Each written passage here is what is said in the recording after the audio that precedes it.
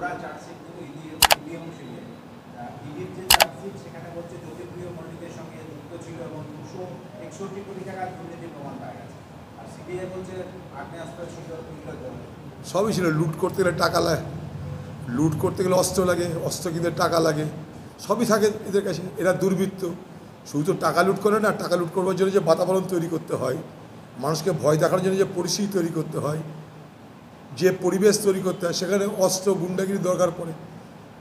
High court আজকে তদন্তের নির্দেশ দিয়েছিল, তাই তদন্ত হচ্ছে, অনেক কিছু জানতে পারছি। এরকম শাহজাহানদের পেছনে যেখানে সরকার নিজে জড়িত, সরকার যদি এসেছে, তৃণমূল পার্টি সবাই জড়িত, তাদেরই আশ্রয়ে প্রশ্রয়ে লালিত পালিত হয়েছে শাহজাহান শেখ অ্যান্ড কোম্পানি।